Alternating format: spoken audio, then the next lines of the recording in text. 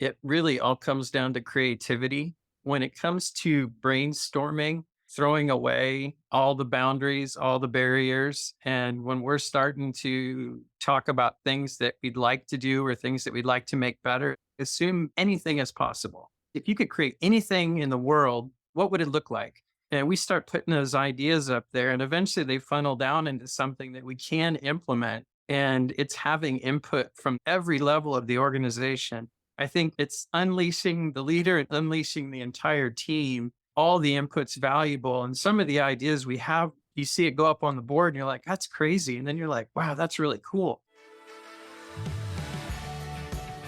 Welcome to the Unleashing Leaders podcast, where we work with willing leaders to accelerate the changes you seek. We'll learn from the experiences of different leaders facing real challenges and distill practical, purposeful steps to apply in your context. I'm Lee Scott, your curious co-pilot. Together, let's make positive changes for our companies and communities. Good morning and welcome to the Unleashing Leaders podcast. Today, we are joined by our guest, James Christensen. He is the CEO and president of Gateway Bank. He is not your typical banker, and they are not your typical bank. I, for one, am excited to hear the story about how you've developed this organization and the impact it's had in your community. And then today we're going to be looking at how do you make that shift to making sure that you're putting in the urgency, putting in the effort, and also making sure it's sustainable by avoiding the risks of burnout, both physically and mentally and relationally. James, great to have you on the show. Hey, so great to be here. Thanks for the invitation. Well, James, tell us first a little bit about your background. How did a good-looking guy like you get into banking? And then what led you to founding Gateway Bank? I'm a third generation banker. I feel like I didn't know how to do anything else. I'm in my 38th year. I never actually thought about myself as an entrepreneur. And one of my mentors who used to own an industrial belting company said, why don't you be an entrepreneur? What you're good at? You're a good banker. Why don't you do that? And had the opportunity to come along in 2000, met the group here in Mesa in 2006 that was getting ready to form a bank. And one of our to-be board members knew my next door neighbors really well. And they're like, we're looking to start a bank in Mesa and we want somebody from the Midwest, but lives here, knows the area. So we met and over the course of about 3 or 4 months, kind of put together an outline to start a new bank, which really was interesting since we opened up December 3rd of '07. Literally the very beginning of the recession. So I'm like, oh, this is perfect. I think it is, right? Organizations that were founded in difficult economic cycles statistically have been shown to actually perform way stronger in the long run. So I think that was actually fortuitous, although it probably wasn't fun.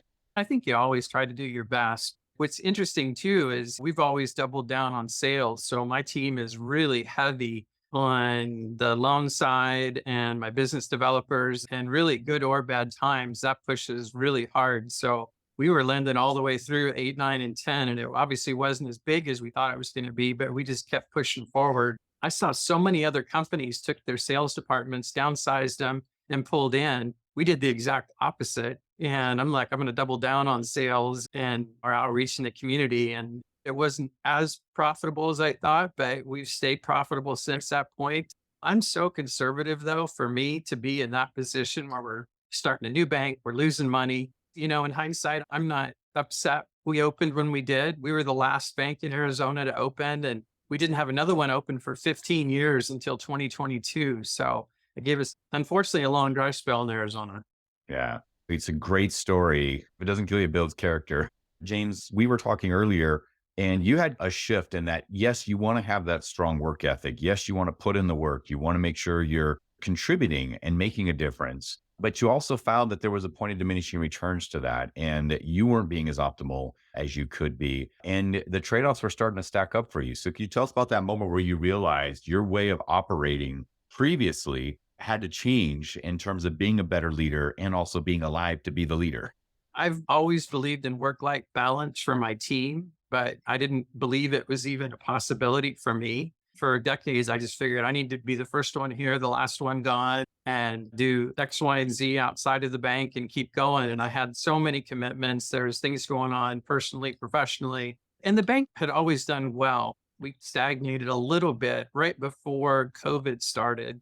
Right as that happened, I had one of those big life-changing moments where I had a nervous breakdown, was diagnosed with PTSD. I took 6 weeks off work, which I started working the day after I graduated college since I was getting married right away. And I've never had a break like that. All of a sudden, you just hit the wall. And for 6 weeks, it was just focus on me, which is painful originally because you're like, I've never had to do this. So I don't know if I go 100 miles an hour, I don't have to address anything. I remember at the very beginning of that, one of the folks on my care team, they're like, this is the best thing that's ever going to happen to you. And in that particular moment, you're like, I don't see it that way right now, but okay.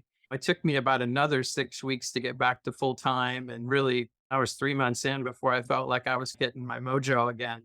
But that's where I learned that my team was really as strong as I was. Even though I was taking care of them, they were sensing the stress that I was under and some of the playfulness, some of the other things as a leader that you have when times are going good, you lose that because you're just trying to get through the day. What's really interesting is when I was younger, I inherited my really bad temper from my dad. And I had that early in my career. And people that know me now, they're like, he used to throw phones. I'd get all upset.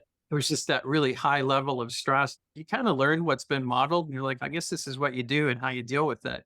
Yeah, it does pay off, which makes it very addictive, right? Because like suddenly people are alert, they have more of a sense of urgency, but it's a frantic energy, right? So it doesn't go very far. There was a model of leadership that you had observed and you picked up and got you some short-term results, but it had a long-term trade-off. So you became more present to that and started to transition to say, hey, I can get the results without the downsides of that. What was interesting was, other than our first few years when you're starting from scratch, we've seen the majority of our growth in the last 3.5 years. And it was really freeing up. And I did have some people that I had them doing some things I didn't need them to do. I got healthier. Then I started getting my team involved. We do mindful resilience, yoga, workout, working on nutrition. If you'd have told me when I got lucky enough to be a CEO when I was 32, that by the time I was almost 60, we'd be doing yoga and work out and doing all this, teaching resilience to the team, I'd have been like, what are you talking about? And all of those things have made us even stronger, really bonds us. And people really open up. Like this morning, we were learning how to breathe as a team. It's just those little things like, here's how to breathe to have more energy. Here's why we should nose breathe, not mouth breathe. Here's what this impacts. It's such a safe space for everybody. We're the family you get to choose. And we get involved in the personal life and the work-life balance for me and the team, because I have to model what I'm trying to preach. Unfortunately, I have a team that'll be like, you said you were going to put in this kind of overtime. We've been working on this. It's time to take a break. I definitely have my accountability partners here.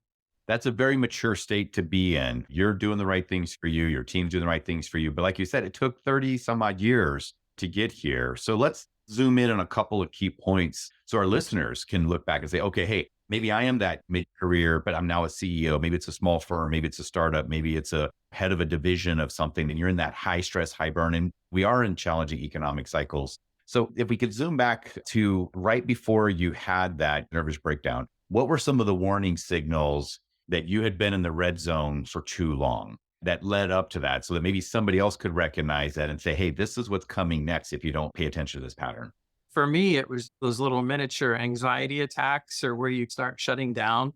Over the course of the 2 years leading up to that, I would occasionally hit a day where I'm like, I need to go home just so I can get my crap together and start thinking about a million things that have to happen. I think as CEO, a lot of times it feels like the loneliest position. Everybody else has an outlet. They can come talk to me or somebody else. If I'm stressed out, who do I talk to? And there's so many things that I was wrong on. I thought I can't let my team sweat. I have to be the one that is always upbeat, carries it. If I'm having a bad day, I can't bring it to work. And I eventually came to the conclusion about 3.5 years ago that was all BS. If I'm having a tough day, I'll talk to somebody. If they're having a tough day, we'll chat. If there's time where somebody needs to take a day or two off work, just take care of things and get reset, that's good. So I think I was a decent leader before 2020, but I think I'm probably twice the leader that I was before, just because I think I'm better at modeling what I want for my team. I now want for myself.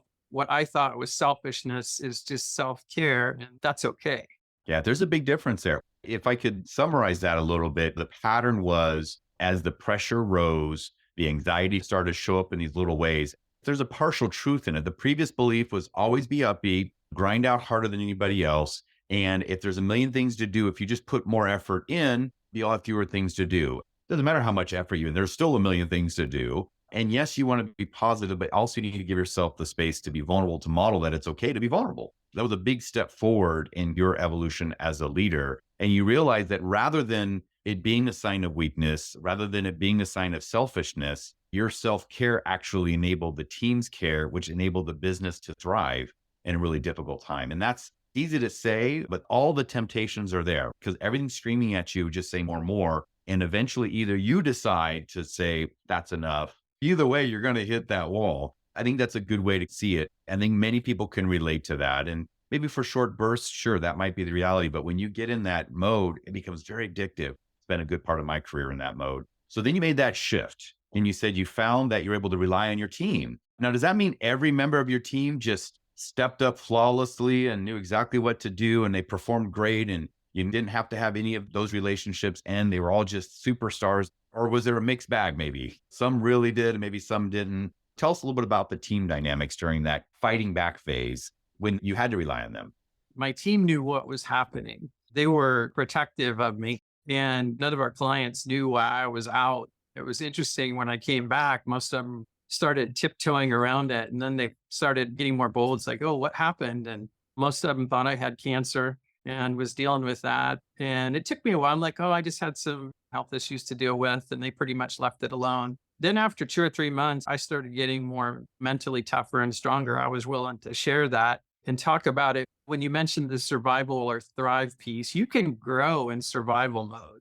First of all, it's not as fun. Second of all, it does limit your growth somewhat. Just because I worked 70, 80 hours a week doesn't mean I was productive for 70 or 80 hours a week. I was here, I was doing things when you're working that you're just like, I'm looking at this sheet of paper, I'm looking at this loan write up and nothing's happening. I'm here, but I'm not getting anything done. Probably one of the most interesting things for my wife and I has been, I'll be 60 on my next birthday. And I was thinking that it was time to retire. I'm done. And after all this has happened, I'm like, I love what I do again.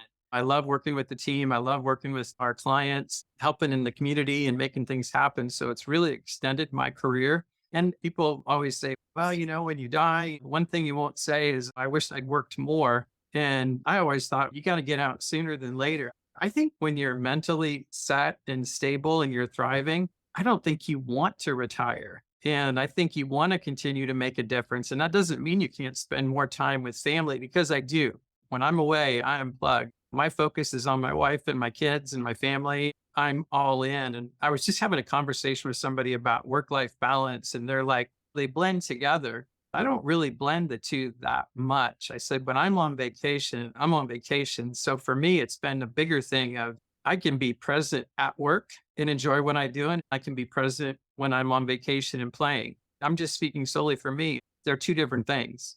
I know in our company, like our CEO right now is off, completely unplugged. And I'm like, cool. And a couple weeks ago, when you and I were last talking, I was unplugging and I was off. And I think being able to have focused time, the different dimensions of your life, whether it's with family, spirits, recreational, whatever, those are fantastic. I think to your point, when you're present, just regardless of where you are, and you're not burning it at both ends, then it actually generates energy. And then it's perpetual versus this notion, if I can just squeak out another 12 years until retirement, and then you're like, now I'm a hollowed out shell of a person. Like, you don't want to be that in retirement either. What I heard you say there was just whatever you're doing, be present. And then it'll generate more energy versus deplete you of energy. So I'd love to talk about one tactic here and what you shared. When you have those leaders, maybe as members of your team, where they're giving you the story, but I can't take vacation. There's just too much to do. Like, this client needs me, or this loan needs me, or this team needs me, or so-and-so's out, so it's got to be me. I find that you can't just brute force it and just say, no, just take time off, because then there's just more resistance to it. So how do you help your team get to the point where they're able to see, hey, using your vacation is not a sign of not being a committed leader in this organization. It's actually essential both to you and the organization. So could you tell us a little bit about how we could navigate that if other leaders out there are facing that challenge, not just for themselves, but for their teams? Because it's one thing you do it for yourself. How do you get your teams to do it? I'm sure what you've discovered over your career is we're typically our own worst critic. I think the stress of, hey, I can't go on vacation. I have all my loans over here lined up and everything, all the other projects that you hope to get to when you have time. It's not like there's ever a lack of anything to do, but really what I've worked with the team on is how to set expectations with our clients. Instead of saying, I'm going to basically live here for the next 2 days, I'll give you an answer in a couple of days. We're going to finish it up next Tuesday and then have it in committee next Thursday. We got time. I'm going to hit you up with questions on this coming Monday, any final hit list questions, and we'll finish it. And we almost never have pushback from a client on that. It's just telling them, here's what to expect and here's where we're at. And there have been times where we have had so many loan requests come in at the same time. I said, I hate to do this to you, but we're 3 weeks out. We have so many queued up. That's how long it's going to take us to even get to it. And I have a couple friends in banking that I can give you to, and they're like, you know what? We're going to wait. And then I'm like, okay, we'll get to that. I usually try to build in a little cushion. If we get to it sooner, everybody's super happy. But I think it's just setting those expectations. The other thing too is there's so many things we do as CEO or our management team does every day. We've taken a really good look at what of that do we really have to do? What's really important? My role has changed so much from the day we opened the bank in '07 to now. And what's interesting is I get out more and more in the community. The bank grows a lot faster because I know a lot of folks. I get to meet a lot of people, and then they come in and help me put everything together. But it's really freeing me up to be where I'm most successful. And then the next step beyond that we've been implementing for the last 3 years is developing all my younger leaders and then figuring out where are you going to thrive. So I had one of my credit analysts that's now my compliance person. She's certified. She's phenomenal. I just had some of these people and they're really good at what they do, but you move them into the right spot. Once you really start asking people, what do you want to do? And then they start moving towards that. Once they get excited about it, I would say pretty much the team across the board is really happy with what they do. We have almost no turnover at the bank. So all my newer folks are additional. It's been a real gift. What does make it difficult as a CEO when you have an organization that doesn't have a lot of turnover is I think it makes it extra difficult to hire into a culture where everybody's that tight to begin with and to have somebody that fits right in. So that gets a little bit more challenging, but it's focusing on what's good for me, what's good for the team. And when I do that, it's not like, hey, I want to make $1 million more next year. We might, but I want to make everybody happy. If I take care of my team, then my team takes care of my clients, the bank grows, the bank thrives, and we stay in that mode. So I wish it hadn't taken me 30 some years to figure it out. I think it takes that time to go through the evolution. And so when folks are there to give yourself some grace, as leaders, we've all been through that phase. And a sign of maturity is knowing that, hey, I'm recognizing this is just a phase. Now let me get to the next level. And understanding what the payoff is. Like you said, your team takes care of your clients and your clients can take care of the organization. That creates more of a self-fulfilling, sustainable system. James, I'd like to get one more little tip on this work-life balance from you, and then we'll shift gears a little bit. But we talk about vacations and unplugging, but what's one other practice that you do, either yourself or with your team, that helps support your resilience and your mindfulness? You talk about managing expectations. These are all great nuggets. What's maybe one other thing that you do intentionally to maintain that mindfulness so that they don't get into the red zone? For me, I do a daily meditation. I usually do mine midday. My wife, I know, likes to do hers first thing in the morning, but for me, it's that break in the middle of the day where I rejuvenate. I've shared a lot of that with the team. I'm like, hey, here's an app or here's something you can try. And just taking 5 to 10 minutes of your day just to reset and breathe makes a huge difference. I think we invest so much into our team's physical health with health insurance, but not so much on the mental side. And we've really made a concerted effort that 2023, it's more important. 24, we add on even more. And it's like the things we added this year were yoga and nutrition. And I'm sure we'll have some other things added next year. And it's like, what haven't we covered that you want to work on? And then also, one of the things that might be a good tidbit for your listeners is we started about a year ago doing a marketing letter monthly to our team only. And the team has had so much more input on what we do with marketing, and everybody knows everything that's going on from top to bottom at the bank. And we have these monthly brainstorming sessions where it doesn't matter what you do at the bank. A lot of our frontline people have more interaction with any of our customers than we do. And they're like, this has been a pain point either internally for me as a user or for our customers. Every member of my team has come up with ideas that we've implemented. I've never been a huge fan of most strategic planning, but when you do strategic planning and you implement it, that's when it's really meaningful. It is fun to spend 6 months coming up with a new mission statement, but it's even more fun coming up with what can we do to make life better for our team and for our customers? That's something you and I can definitely align on. We've reinvented that strategic planning methodology. I could definitely relate to that. We've covered some great things here. You talked about managing expectations, recognizing the warning signs. One thing I learned about stress is that stress happens whenever expectations don't match reality. If you're trying to give the expectation that you're going to do everything like you have nothing else to do, then you're going to stress yourself out. And then your clients are going to think that they're getting the short end. Shifting the mind frame and the belief isn't selfish, this is self-care. Doing those micro Zen moments to refuel your tank. And all of this comes back to me with an analogy that says, if you're in a car and you're driving hard to get somewhere based on your strategic plan or your goals or whatever, if you're saying, I don't have time to stop to refill the tank, that car runs out of gas. Versus if you are keeping that tank full, then that allows you to go further, longer, and actually faster. I'd like to hear a little bit more about some of the things you did, whether they were in 2007 or in 2020, or even now. Now that you've got this supercharged team that is mindful and present and isn't redlining, what are you doing to be able to grow under adverse circumstances? What are you doing to innovate in an industry that's very, very old and very regulated? What are some of the things you're doing to put that great energy to use? Where I spend my time has changed so much. I'm not a huge fan of cold calling. Sometimes that works and sometimes it doesn't, but ours has been so much more driven around education and us getting out. Like in the last week, I taught a class on lines of credit, what they are, what they're used for. That was a group of business owners. You learn about different pieces of debt, but not really what it's supposed to be used for and how it can be used to scale or take discounts or do whatever. We teach from the junior high school, college, entrepreneurs. I would say that right now, probably 75% of our business comes from those speaking opportunities. Just meeting Lee, and then Lee knew this person and he knew this person, thought you guys should just be hooked up. If you and I didn't have a connection, you'd probably be like, I'm not even going to pass your name along because there's nothing I feel there, which not every connection we make is like a gem. I think spending our time pushing education and being involved in the community, and some of that's charitable and philanthropic, but just that constant touch in the community. We've been around long enough. It really took till our 10th or 11th year before I feel like the referral side really kicked in strong. Just an example of that, we have a trainer that we work with, and we did the loan for her training facility. And she called me up probably 3 or 4 years ago, and she's like, hey, James, one of the folks that works out with me does AIDS research. They're looking for a new bank. And I said, oh, I'd be happy to talk to them. And that turned into an 8-figure deposit for us. That came from one person.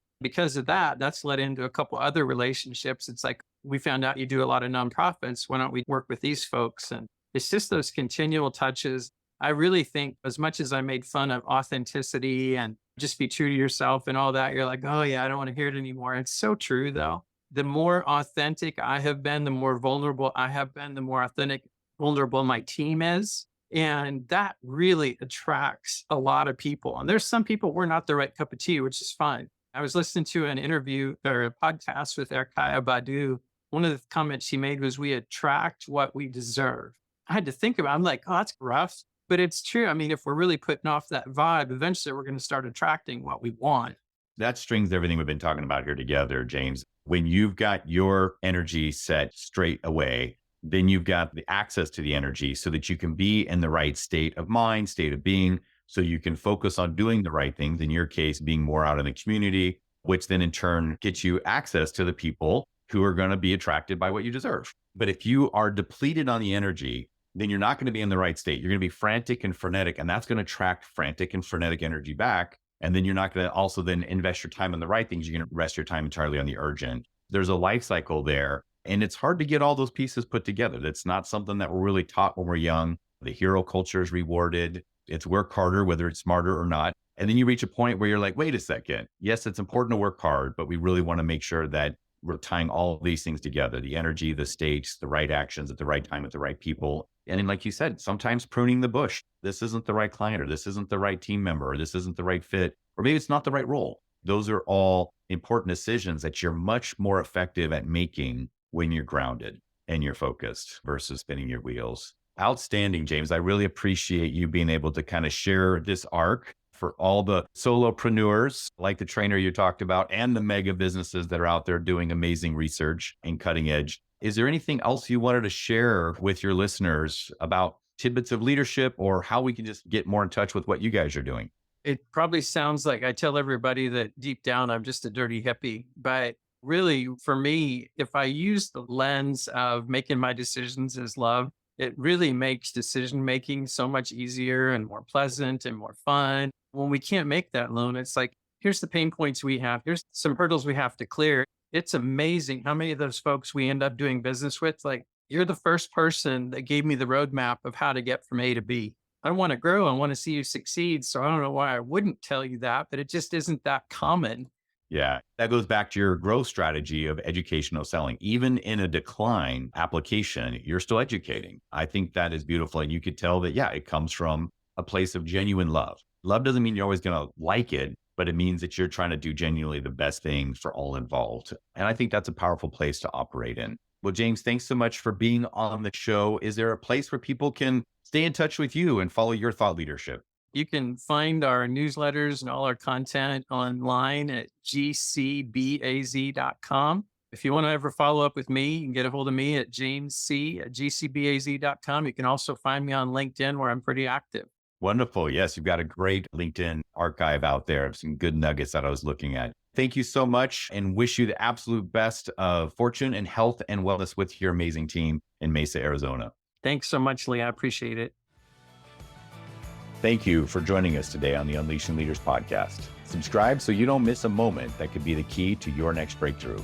Let's stay connected and contribute together by grabbing that @Unleashing Leaders handle on LinkedIn, YouTube, or your favorite network. This is Lee Scott. Keep learning, loving, and leading. Our future and our communities are counting on us.